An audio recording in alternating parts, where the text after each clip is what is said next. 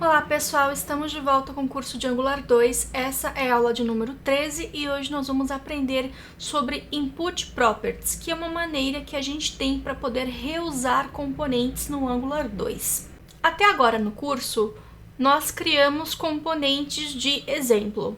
Porém, numa aplicação real, nós vamos ter diversos componentes e alguns desses componentes irão conversar um com o outro, sendo enviando informações ou então recebendo informações, porque é assim que funciona uma aplicação real, né?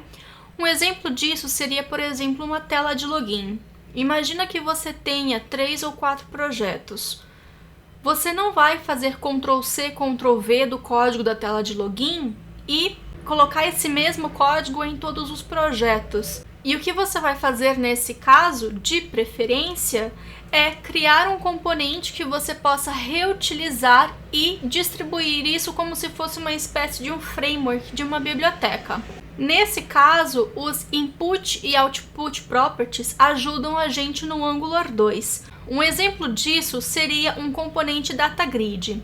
Além dos formulários, os DataGrids são um dos componentes mais utilizados em projetos de web. Então nós temos aqui um DataGrid, DataTable, enfim, você pode chamar isso do jeito que você quiser. Mas dê uma olhada, nós temos colunas que vão ter os seus dados, nós temos a parte de reordenar, tem algumas outras coisas aqui de auto-resize, enfim, tem algumas coisas que são comuns nesse DataGrid. Então, para projetos, nós poderíamos criar um DataGrid e depois reutilizar esse DataGrid em todos os projetos necessários. Esse DataGrid aqui ele já é um componente, uma extensão do Angular 2 e eu tenho aqui, por exemplo, um projetinho que eu apresentei numa palestra mostrando como se usa esse componente. Eu tenho aqui, então, o nome do selector desse componente, que é o AGGrid NG2. Vocês podem ver que tem uma variável local aqui, tem um estilo, tem uma classe, etc. Essa parte aqui da classe tem vários CSS que você pode escolher, tem o Material Design, tem Bootstrap, enfim, a parte de CSS não está ligada ao Angular, né? Só ao comportamento do componente em si. E aqui, se a gente for ver, nós temos Data Binding e mais especificamente nós temos o Property Bind. Como a gente pode ver aqui, nós estamos utilizando colchetes, então facilmente a gente consegue visualizar que isso é um Property Binding. Mas se a gente olhar aqui, Grid Options, Raw Data, não são propriedades de componentes HTML. Eu, pelo menos, nunca ouvi falar de nenhuma propriedade HTML com esse nome aqui. Então, essas propriedades aqui são propriedades criadas para esse próprio componente e que foram expostas para que um componente pai, como por exemplo esse aqui, possa utilizar essa propriedade. E aqui nós temos uma variável com um objeto, né, com algumas opções, e também tem aqui os dados, que é o array das informações que estão vindo aí do banco de dados. Quem tiver interesse depois pode rodar esse projetinho aqui, que também está no meu GitHub. O back-end dele está em Java, mas também tem um JSON, caso vocês queiram rodar sem ter o back-end Java aí instalado e configurado. Então, como é que nós podemos desenvolver componentes assim no Angular 2? E isso nós vamos aprender nessa aula e na próxima aula. Na aula de hoje, a gente vai aprender sobre Input Properties, ou seja, como nós podemos passar informações do componente pai, como por exemplo esse Data Binding Component, para um componente filho que nós vamos criar aqui nessa aula. Então, aqui no diretório Data Binding, eu vou criar um novo arquivo, .component.ts, criou um arquivo TypeScript aqui, e eu vou utilizar o Code Snippet que nós aprendemos para poder já colocar o esqueleto de um component aqui pra gente. Então, ng2-component e tab. Eu vou tirar esse onInit aqui, porque pra gente, por enquanto, não vai fazer diferença, e eu já tenho aqui um componente. Vou colocar aqui um seletor chamado curso, por exemplo, que é o nome da tag que nós vamos usar depois.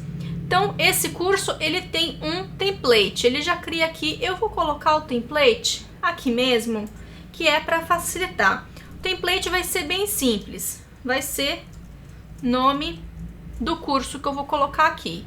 E é claro que aqui dentro do meu component eu também vou criar uma variável nome curso do tipo string, que por enquanto tem o valor de vazio. O que eu vou fazer aqui agora? Opa, aqui faltou colocar o nome do component e aqui também vou tirar esse lixo por enquanto. Para a gente poder utilizar esse component com esse template que simplesmente faz uma interpolação do nome de curso, vou fazer o uso aqui no meu DataBind component. Então a primeira coisa que eu vou fazer, import o nome do componente. Esse component está logo aqui, input property.component. E aqui, como é uma diretiva, então directives, já vou colocar aqui o nome da classe também. E aqui dentro do meu DataBind component, eu posso pegar o seletor. E para essa aula eu já criei uma seção e um artigo, igual nós fizemos na aula passada. E eu vou colocar aqui curso. Se a gente voltar aqui no browser, faltou fechar aqui. Aqui é template também, mais um errinho. Então, se a gente vir aqui no browser e vir na parte de Elements, nós vamos ter aqui o app, o exemplo data binding, section, nananã, e aqui sim nós temos o curso. Então, a tag está aparecendo aqui, já está aqui nos nossos elementos, porém não tem informação nenhuma, o que está ok. Agora, como é que a gente pode fazer, por exemplo, caso aqui nós quiséssemos passar o nome do curso, como, por exemplo, colocar aqui Angular 2. Isso aqui seria uma propriedade customizada. Como é que a gente faz para colocar isso aqui nesse componente? Existe uma outra anotação, um outro decorator chamado input.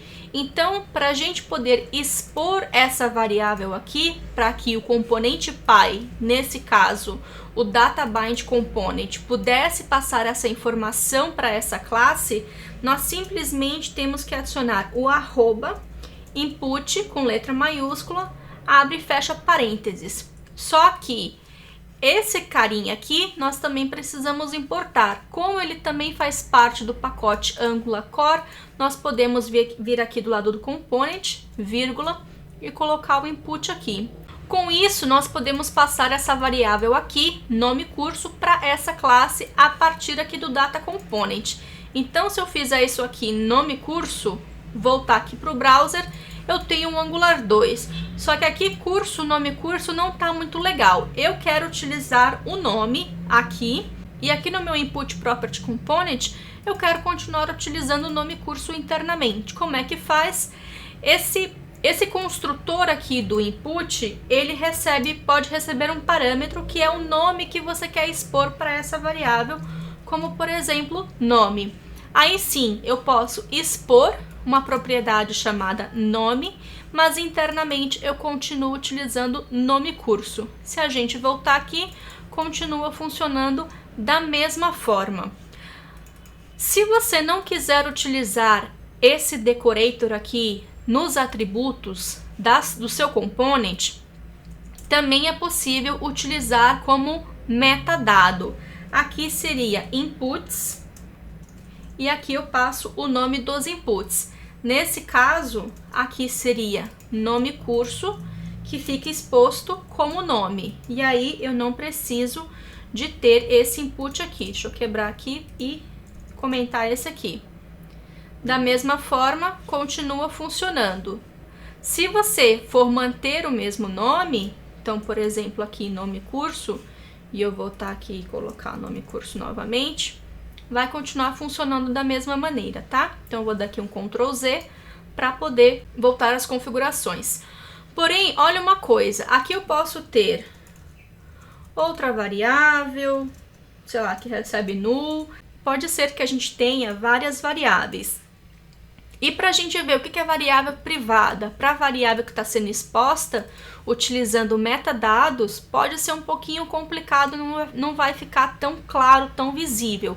Essa sintaxe aqui de utilizar o decorator input, essa notação, é muito mais clara, é muito mais simples visualmente para o desenvolvedor.